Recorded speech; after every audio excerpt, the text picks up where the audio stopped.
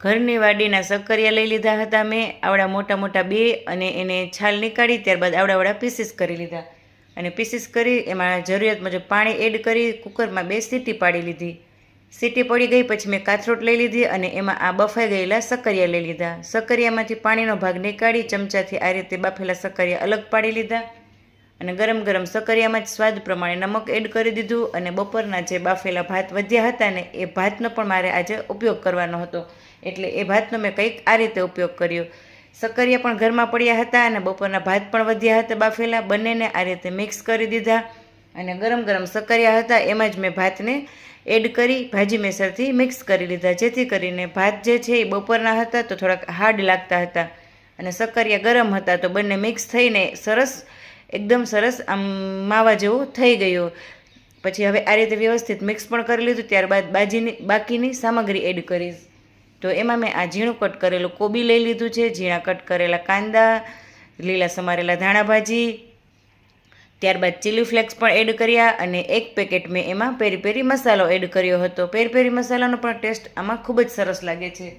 હવે ત્યારબાદ મેં એમાં સારી એવી માત્રામાં ચીઝ એડ કર્યું હતું. હવે આ બધું જ એડ કર્યા બાદ એને ચમચાથી વ્યવસ્થિત મિક્સ કરી લઈશ.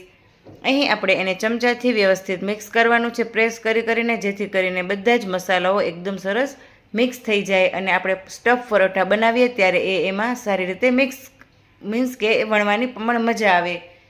હવે જે મસાલો બનીને તૈયાર છે એને એક બાઉલમાં આ રીતે ટ્રાન્સફર કરી લીધો. જુઓ કેવો સરસ એકદમ લચકદાર બન્યો છે.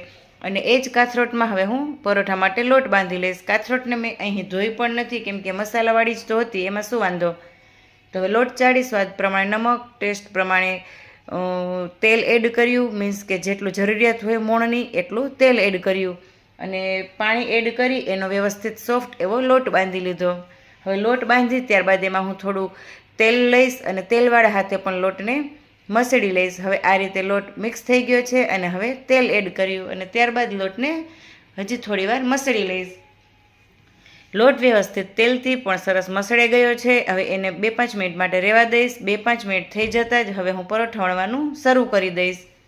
તો રોટલીના સાઇઝનું હું અહીં એક ગોયણું કરી લઈશ અને એ ગોયણાની એકદમ સરસ આપણે જેમ રોટલી ગોળ મળીએ એ રીતે પાતળી પાતળી રોટલીની જેમ પરાઠાને વણી લેવાનું છે.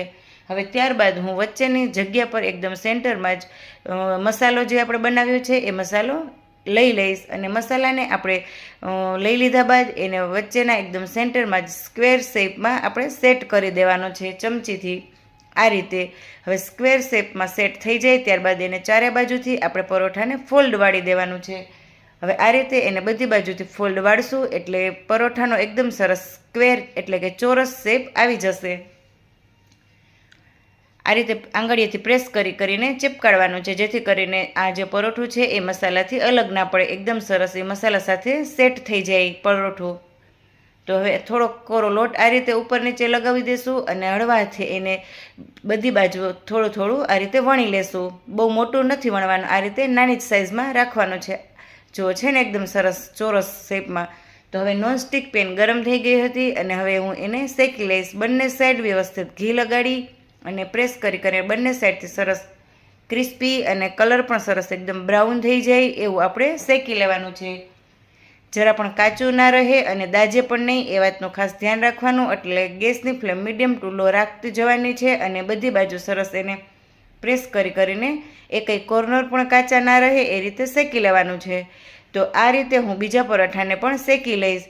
જુઓ, તમારે પણ ઘરમાં ક્યારે આ રીતે ભાત વધ્યા હોય અથવા તો સક્કરિયા હોય, બટેટાનો ઉપયોગ ના કરવો હોય તો એની જગ્યાએ તમે બટેટાની જગ્યાએ આ રીતે સક્કરિયાનો ઉપયોગ કરી અને સ્ટફ પરાઠા પણ બનાવી શકો છો. અને આ રીતે એક્સ્ટ્રા મસાલા નાખશો, જેમ કે પેરી પેરી છે, થોડું ચીઝ છે, ચીલી ફ્લેક્સ અને ઓરેગાનો પણ નાખી શકાય, એનાથી પણ ટેસ્ટ સરસ આવે.